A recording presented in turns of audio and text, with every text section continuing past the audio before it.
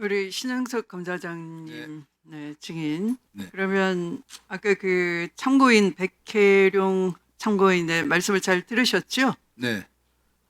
압수계획 보고서도 있어야 되고 인계자 서명도 당연히 있는 것이고 또 지문이 접착이 잘 되도록 챔버 공간에 별도 보관을 해서 지문 채취가 가능하도록 보존해야 되고 다 맞는 얘기죠.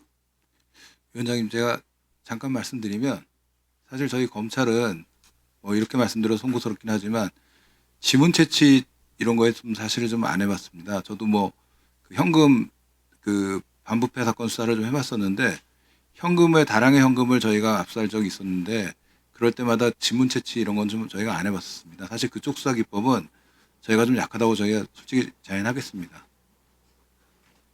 이것처럼 저 뒤에 손 드신 분 누굽니까?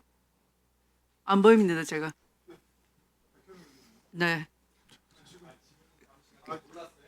조금 기다렸다가 제가 별도의 말씀 기회를 드릴게요. 자, 그러면 당연히 아까 그 우리 법사위원 서영교 위원님께서 일반인들도 비닐에 대해서는 지문을 연상을 하잖아요. 상식이잖아요. 일단 저희가 그런데 예. 특수수사 경력이 상당한 증인께서 안 해봐서 모른다. 누가 이해를 할 수 위원장님, 있겠습니까? 제 말씀은 네, 이게 원형으로 보존돼야 된다는 건 저희도 100번 그렇게 생각합니다. 네. 다만 그 체인버나 이런 솔직히 저는 전문적인 지문 감식 기법은 제가 솔직히 잘 몰라서 모르는 분 모른다고 제가 말씀드린 겁니다. 사실.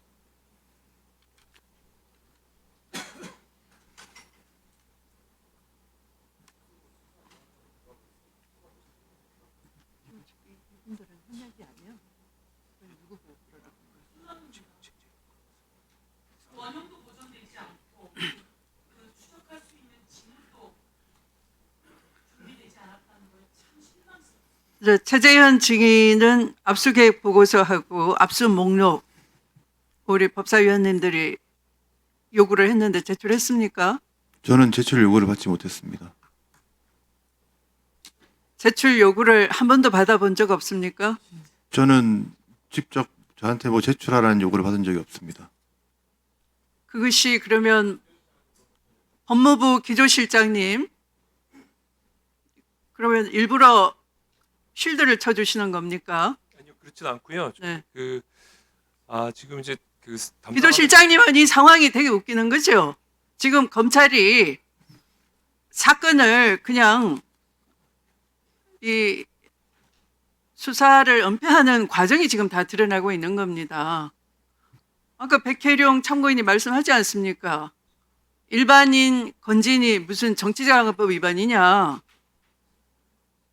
오히려 중요한 증거물을 발견하고 다른 범죄에 대한 절차를 밟았어야 되는데 그 범죄는 은닉하기 위한 증거인멸 가능성이 더 진해진 거죠. 그런데 그것을 감독하겠다고 하는 법사위원님들께 여러 차례 압수계획 보고서나 압수 목록 등 제출 요구를 받아놓고 뭐 하시는 겁니까? 예, 제 선생님 말씀 네. 듣지 않겠습니까?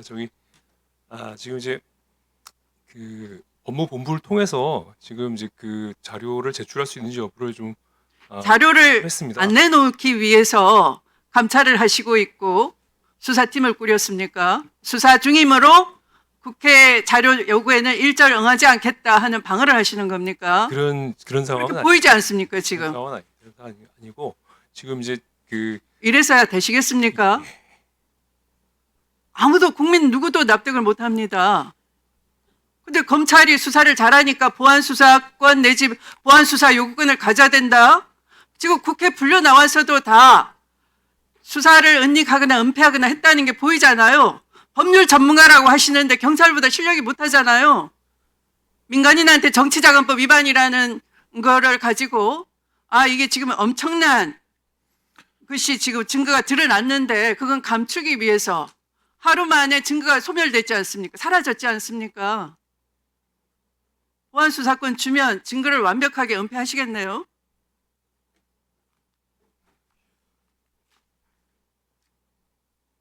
압수 목록하고 압수 계획 보고서 등을 속히 제출해 주시기 바랍니다. 이 회의 끝나기 전에 예. 네, 제출해 주십시오.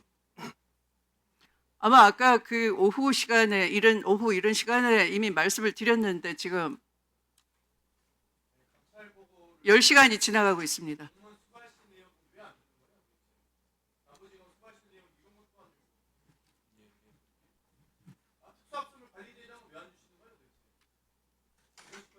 그것도 한번 확인해 보겠습니다. 이 상황에서 아까 우리 증인 최재현 수사 잘했다고 자부심 느낀다. 어제 당당하게 큰소리 뻥뻥 치시던데 지금 이거 어떻게 된 겁니까 도대체? 말씀드려도 되겠습니까? 네. 이 사건은 2024년 9월 달에 제가 처음 수사를 시작했습니다. 당시는 윤석열이 대통령이던 시절이었고 그때 당시는 살아있는 대통령의 측근에 대한 수사를 시작한 것입니다. 그래서 11월 27일 날 즈음에 공여자에 대한 압수수색을 먼저 하였고요. 그리고 11월 29일쯤에 건진법사 실주거지를 파악하기 위한 영장을 집행했습니다. 그리고 한 열흘쯤 지나서 건진법사의 실주거지가 파악되었고 이후에 압수수색하러 나갔습니다. 당시 범죄 사실은 2018년 정치자금법 위반이었고 정치자금법의 마지막 기속처는 윤한홍 의원이었습니다. 건진법사는 윤한홍 의원과의 공범으로 정치자금법 위반으로 입건돼 있는 상태였고요. 현장에 나갔는데 1억 6,500만 원이 있었습니다. 현장 압수팀에서 이걸 압수해도 되는지 저한테 물었고 저는 이게 정황 증거로서의 가치가 있고 앞서 말씀드린 바와 같이 추징 보전의 대상이 되기 때문에 압수를 하라고 했습니다. 다만 현장에서 이 감봉권 형태를 제가 자세히는 못 봤는데 그 생각은 했습니다. 아까 김용민 의원께서 하신 것 같은데 이 경우 여기서 새로운 영장을 즉시 받아야 되는 절차를 취할 수도 있습니다. 그것 고민했지만 당시 나와 있는 그 감봉권이 가지고 있다는 사실만 가지고는 영장이 나오지도 않을 수 있겠다고 판단했습니다. 따라서 본권 영장으로 또 이 압수물을 일단 확보할 수 있다는 판단을 했고 그래서 압수를 제가 결정했습니다. 압수물을 가져와 가지고 사무실에서 확인했습니다. 보니까 띠지로 쌓여져 빌봉되어 있는 감봉권 형태였고요. 말씀하시는 것처럼 지문 확인이 필요하고요. 그리고 띠지 스티커 정보도 확인이 필요합니다. 다만 사무실에서 그걸 본 순간에 자금 추적을 시작하면 별건 수사가 됩니다. 별건 수사가 되면 확인해도 처벌하지 못하는 결과가 발생합니다. 그래서 제가 그날 자금 추적이 필요할 수도 있으니 그대로 보관하라고 지시를 했던 것입니다. 이후에 건진법사 휴대폰에 대한 포렌식이 진행되었고 거기서 김건희에게 전달된 목걸이 그리고 그 외에 2022년도에 건진법사 전성배가 여러 사람으로부터 청탁을 받고 돈을 받는 내용이 나타났습니다. 그래서 이런 범죄 혐의가 나타났으면 저희가 확보하고 있는 감봉권에 대해서 새로운 압수영장을 받을 수 있겠다라는 판단이 들어서 그럼 검토하기 위해서 자금추적 수사관에게 확인해보라 한 것입니다. 그 무렵이 언제입니까? 이 상태면 영장 청구해도 되겠다. 1월 3일 정도 될 것 같습니다. 1월 3일이 아마 건진법사에 대한 2022년 정치자금법 위반 영장을 집행한 날입니다. 2월 3일? 1월 3일. 1월 3일? 예. 1월 3일 날 그렇게 했고 그 건진법사의 2022년 정치자금법 위반을 인지했기 때문에 수사를 하는데 무리가 없었고 따라서 이제는 저희가 압수해둔 그 감봉과 그 돈을 추적할 필요가 있다. 그래서 추적하기 위해서는 이 단계에서 별건 압수영장을 받을 필요가 있었습니다. 그래서 자금추적 수사관한테 보관된 거 확인해보라고 지시를 했고 확인한 결과 훼손돼 있었습니다. 다만 그 단계에서 할 수 있었던 것은 아까 제가 말씀드린 바와 같이 스티커에 나와 있는 정보 그걸 가지고 한국은행에 사실 조회를 했습니다. 그런데 한국은행에서는 그 정보 가지고는 시중은행 어디로 나가는지 확인할 수 없다는 공문 회신을 받았습니다. 제가 드리고 싶은 말씀은 저는 2024년 9월 달에 윤석열 정권이 살아있을 때 그때 건진법사에 대한 수사를 시작한 겁니다. 그런 제가 무슨 이유로 왜 그걸 고의로 아까 말씀드렸던 다시 말씀드리지만 탄핵소추 들어가기 전에 2024년 11월 27일 공여자에 대한 압수수색을 했고 2024년 11월 29일 건진법사 전선배에 대한 실주거지 확보를 위한 영장을 집행했습니다. 그건 자료에 다 나와 있습니다. 지금 여러분 많은 분들이 말씀하시는 것처럼 이 사건 자, 그러면 네. 됐습니다. 이제 그 증인은 그러면 그런 자금 추적은 나중에 할 수 있겠다라고 생각을 했다면 지문을 보존하는 조치는 왜 안 취했습니까? 지문을 보존하는 조치 자체가 별건 수사에 문제가 될 수도 있다 생각을 했습니다. 그래서 일단 그대로 별건 수사 문제는 없죠. 아까 적극적으로 자금 추적을 시작했다 그러면 증인이 자꾸 말을 바꿔요.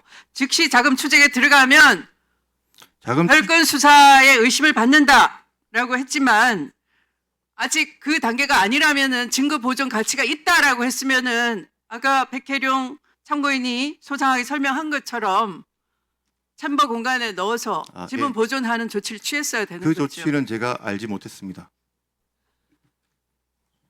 모르시면서 보안 수사권이 필요하다.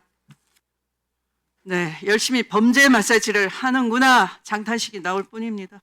자, 그러면 지금부터 잠시만 주목해 주시기 바랍니다. 제가 구독자분들을 위해서 선물 하나를 준비했는데요.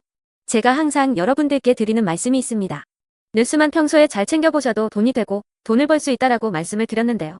여러분들은 여기 보시는 삼성전자 뉴스를 보고 어떤 생각이 드세요?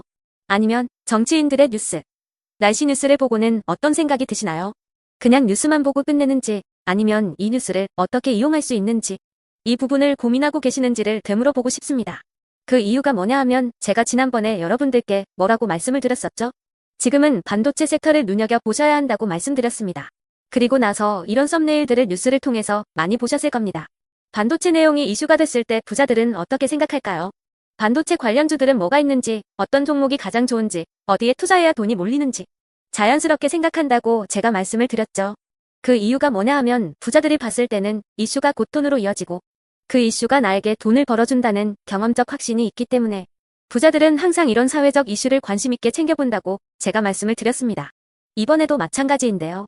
제가 지난번에 시청자분들과 함께하는 주식으로 수익 내기 이벤트를 진행했었죠. 당연히 100% 무료로 진행을 했었고요.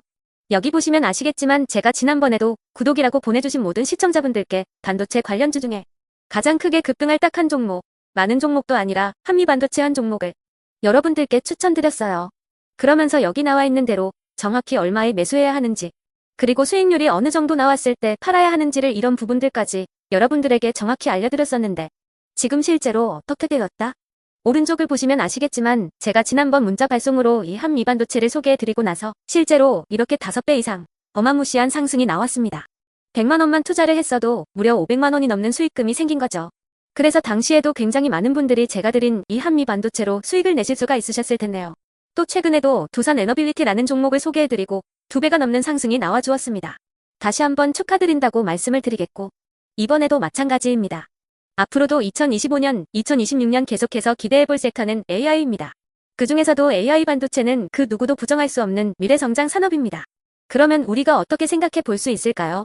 AI 반도체 종목 중에 앞으로 크게 대장 역할을 하면서 10배 이상 급등할 수 있는 템베거 종목을 지금부터 열심히 추적해야 한다는 겁니다.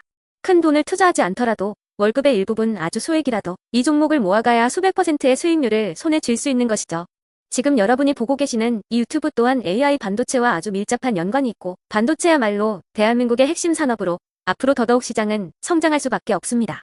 또한 현재 이재명 정부는 코스피 5천을 공약으로 상법 개정까지 단행하면서 우리 주식시장을 살리려고 많은 노력을 다하고 있습니다. 5년 동안 정부는 우리나라의 주식시장을 살리기 위해 주도적으로 행동해 나가면서 이재명 대통령 본인 또한 코스피 지수에 본인 월급을 투자하겠다고 선언한 상황인데요.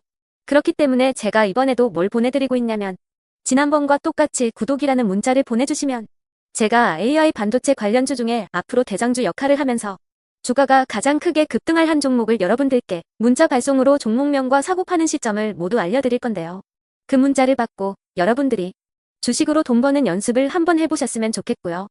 혹시라도 나는 주식을 하지 않는다 하시는 분들은 주변에 주식하시는 지인분들에게 말씀을 해주셔도 되고요.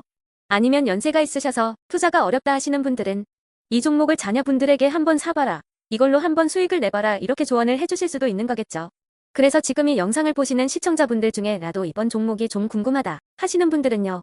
누구나 상관없이, 그리고 어느 시간대나 상관없이, 부담없이 010-2250-0333번으로 구독이라는 문자 보내주시면 제가 이번에도 똑같이 무료 추천 급등주 문자를 보내드리겠습니다. 이해되시겠죠? 제 번호 010-2250-0333번으로 구독이라는 문자 보내주시면 여러분들이 직접 이슈를 통해서 돈 버는 연습을 해보실 수가 있는 거고, 제가 돈을 받는 것도 아니고 투자를 대신해 드리는 것도 아니기 때문에 부담 없이 신청해 주시면 되는 겁니다. 그리고 수익이 나면 저는 다른 것은 하나도 바라지 않습니다. 제 채널에 구독, 좋아요 한 번씩만 눌러주시라. 이렇게 다시 한번 말씀을 드리겠습니다.